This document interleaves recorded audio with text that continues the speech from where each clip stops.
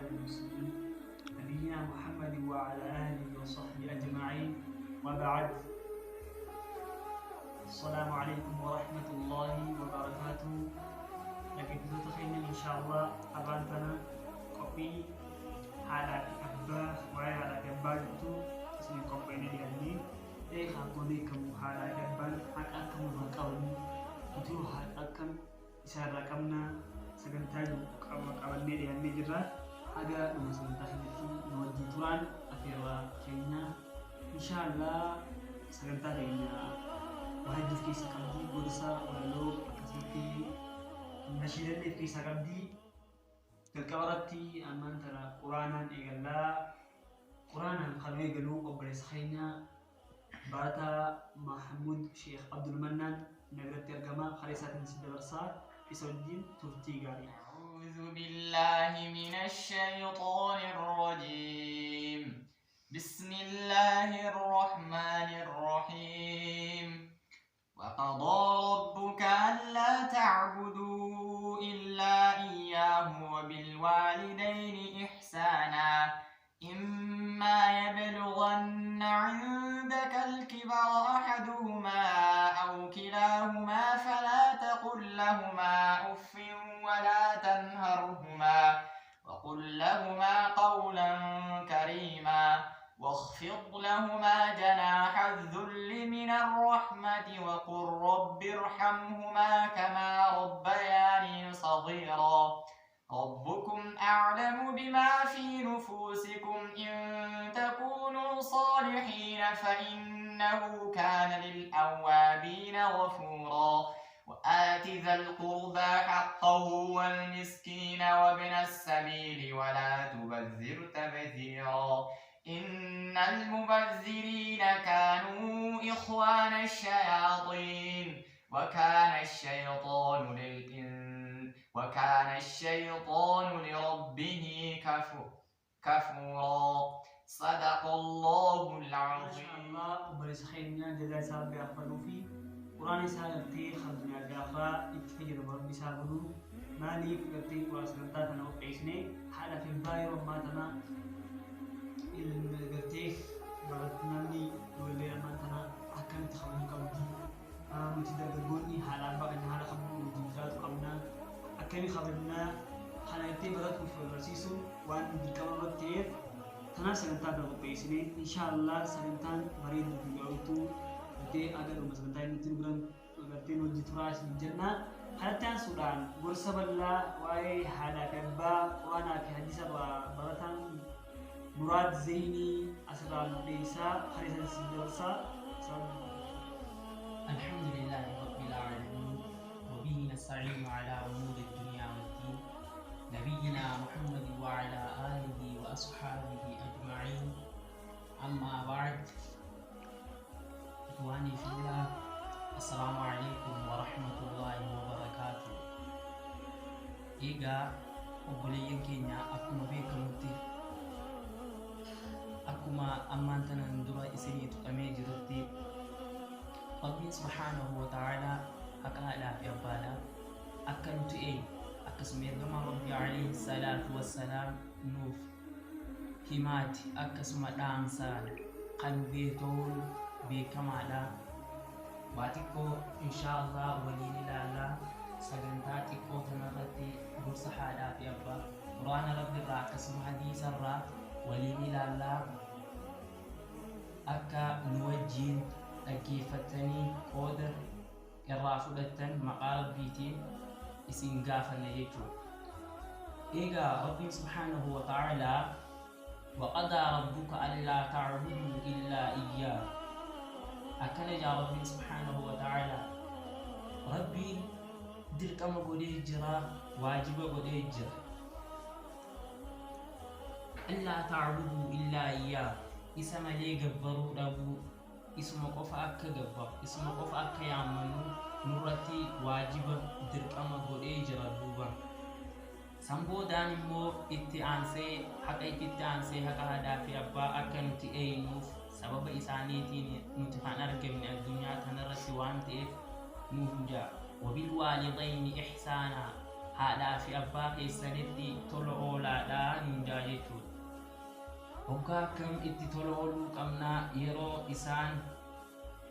akkasuma nulleen xiqqoo yeruma isaan jiran yeruma hunda keessattuu cinqii fi rakkoo keessattis bal'oo fi dhiphoonaa keessatti illee isaaniif tola ooluun nurra dirqama duuba. immaa yablughanna indaka al-kibara ahaduhumaa aw kilaahumaa yerooniif isaan lamaan keessaa tokkoon isaanii ga'e duuba karaa dullumaa namni kun dhalatuutu jira akkasuma yeroo dhalatte booda hanga rabbiin si jiraachise jiraate akkasuma karaa dullumaa deemta. yeroo isaan achi gaansanitti hoggaa tokkoon isaanii ga'e takkaawu abbaan kee takkaawu haati ta'e geessetti falaa taqul lahumaa uffin ish isaaniin hin jeena. yeroo isaan waan takka isin gaafatan haayaa baabii haayaa ummaatoo akkan haayaa jettee dirqama akka afaan gaarii isaaniif deebiftu dirqama jechuudha. walaa tanharhumaa وقل لهما قولا كريما من ربي سبحانه وتعالى. إسان لمان هنتتن هم أوفين هلولينيني وقل لهما قولا كريما. إسان لمان يجي جيتشا غاري جيتشا إسان غمتشيسو جيتشا إسان يجين آرسن كإسان ناسف إسان يجي من ربي سبحانه وتعالى. دوبا أبوليين كينيا كمسلمان تأران تنخيستي akka rabbiin subhaanahu wa ta'aalaa nun ja'aa jiru kanatti waan inni nun geessan raawwachaa jirra. irra hedduun keenya yoo gamni tokko raawwatallee irra hedduun keenya raawwachaa waan hin jirreef rabbiin anumaa fi isinuu numa hunda keenyaahu akka rabbiin jee kanatti warra haadhaa fi abbaa ofii tole itti oolu rabbi nu haa taasisu. akkasuma ergama rabbi alayhi salaatu wassalaam وعن أبي عبد الرحمن عبد الله بن مسعود رضي الله عنه قال سألت النبي صلى الله عليه وسلم أي العمل أحب إلى الله تعالى؟ قال الصلاة على وقتها. قلت ثم أي؟ قال بر الوالدين. قلت ثم أي؟ قال الجهاد في سبيل الله. متفق عليه. أبي عبد الرحمن عبد الله المسعود الراضي فمي نجاح رحمني إسرتها جراته أكنجا. قال جا أبي عبد الرحمن قل سألت النبي صلى الله عليه وسلم قافت كوكيت إرجاء الله تكفي إسقاف الدجوبة أي العمل أحب إلى الله؟ قمي دلقاتو قمي وجيتو أحب إلى الله تعالى ربي أولاناتي حبرتي الرجال تمادا قمي دلقا أكم ربي فلان جين جيرو في أكنا نانجي جا إرقى ربي. قال الصلاة على وقتها. صلاة يررتي صلاة دا قننا دامية. ثم أيش؟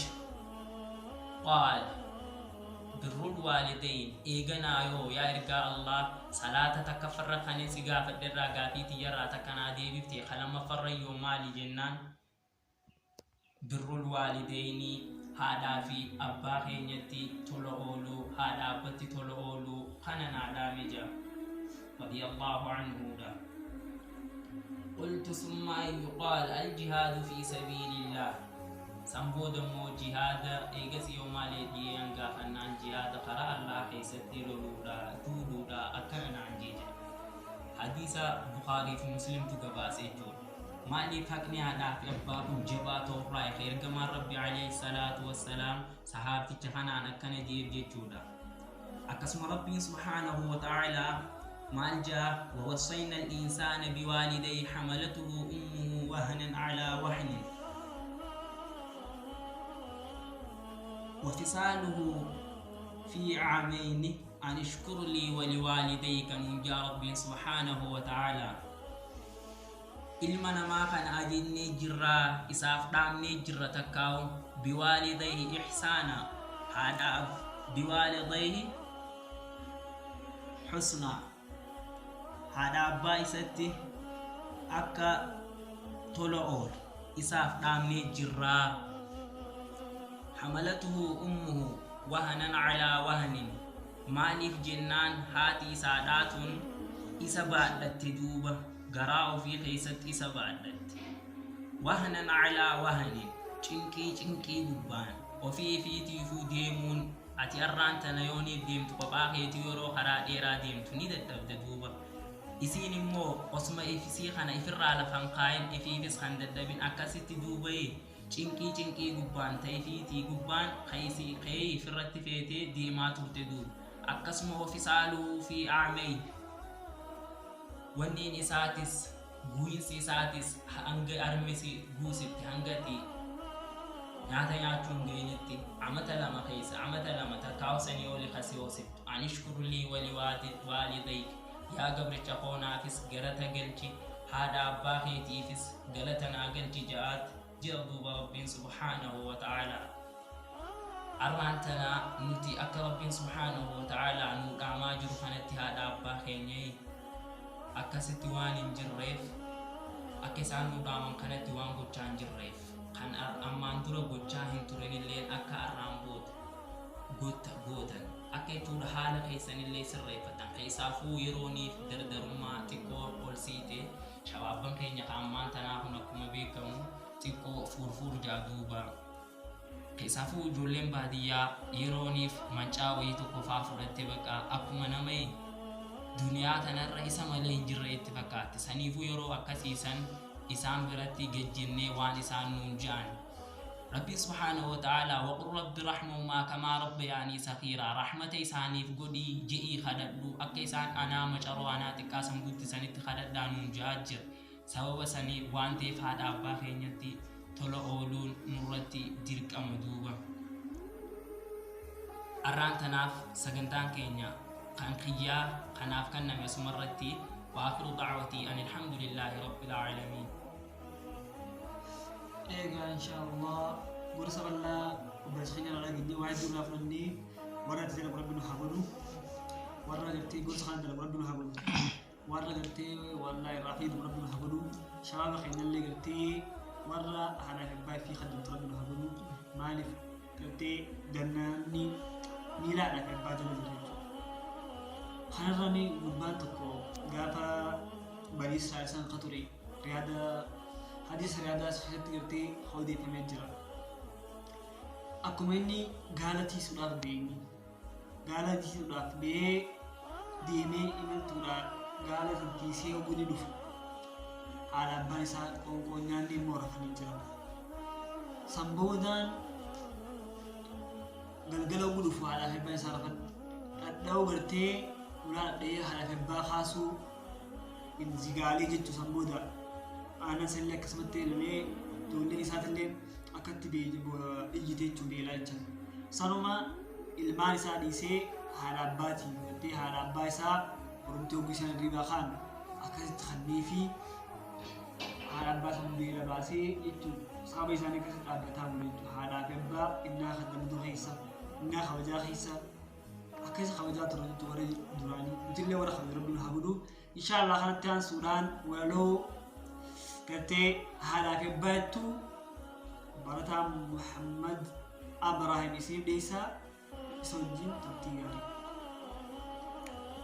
بسم الله الرحمن الرحيم والصلاة والسلام على من لا نبي بعده وبعد السلام عليكم ورحمة الله وبركاته.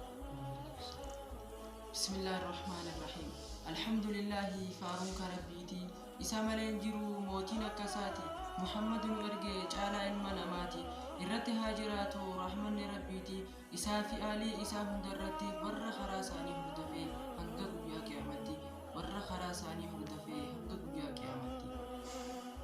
Alhamdulillahi yaa rabbii guddaa siitu harkaa qabaa amrii waa hunda diinkee irraa qalbii haasidaa fi budaa hunda isaanii nuuf godhime aalii tawhidaa hunda isaanii nuuf godhime aalii tawhidaa. Wannin qabadhe arraa waa'ee haadha abbaati. Haadha abbaa jechuun bu'uura jiruudhaati. Sababa isaaniitti argamne duniyaa irratti isaan kaddamachuun dirqama nurratti keessaafuu hoggaa isaan gahan bakka dullumaati dhagahime ayata quraanaati. وقضى ربك ألا تعبدوا إلا إياه وبالوالدين إحسانا إما يبلغن عندك الكبر أحدهما أو كلاهما فلا تقل لهما أف ولا تنهرهما وقل لهما قولا كريما واخفض لهما جناح الذل من الرحمة وقل رب ارحمهما كما ربياني صغيرا. eega ayata rabbii akka dhaggeeffatte waa'ee haadha abbaa maalirraa baratte haqa isaanii rabbiin ifitti aansee dubbate haadha abbaa kee ati yoo arrabsite jechan taaneen yoo isaan darbatte sababa isaaniitiin sababa sanii yoo isaan aarsite beeki rabbii guddaa ifit dallansiifte beeki rabbii guddaa ifit dallansiifte haadha abbaa kee sirri kaddamadhu miila isaanii jalaa jannata barbaaddadhu yoo isaan aarsites haraarama gaafadhu akka isaan itti si guddisan mee isaan gaafadhu jecha lallaafaa isaanitti dubbadhu ummaatiyya maaliin si gargaara jedhii mee isaan gaafadhu ummaatiyya maaliin si gargaara jedhii mee isii gaafadhu ambar wanniin addunyaarra jiraadhuuf irra guddaa diliisan akkan irraa baqadhuuf haadha abbaa kiyyaa akkan kaddamadhuuf haadha abbaa kiyyaa akkan kaddamadhuuf an haadha abbaa kiyyaa baay'een isaan jaaladha jecha lallaafaan isaanii dubbadha halkanii guyyaa isaaniin kaddamadha taniin dadhabees rabbiin itti kadhadha isaan arrabsuu irraa hin fagaadha waan rabbiin jedhu hunda ittiin hojjedha waan haraam immoo halaalattiin baqadha hangan lubbuun jiru an toltuman hojjedha hangan lubbuun jiru an toltuman hojjedha arraaf walolootiyaa asittiin dhaabbadhe nan deebi'e ammas yoon irree arkadhe muslima hundaa nagaya gaafadhe assalaamu alaikum isinitti dhaammadhe assalaamu alaikum isinitti dhaammadhe egaa sagantaa walaloon obboleessa keenyaa gartee iddoo bareeddii warra gartee irraa gorfamu rabbi haa godhu isallee gartee rabbi haa godhuu fi akkasumatti inshaallah sagantaan ta'e ittuma fuftii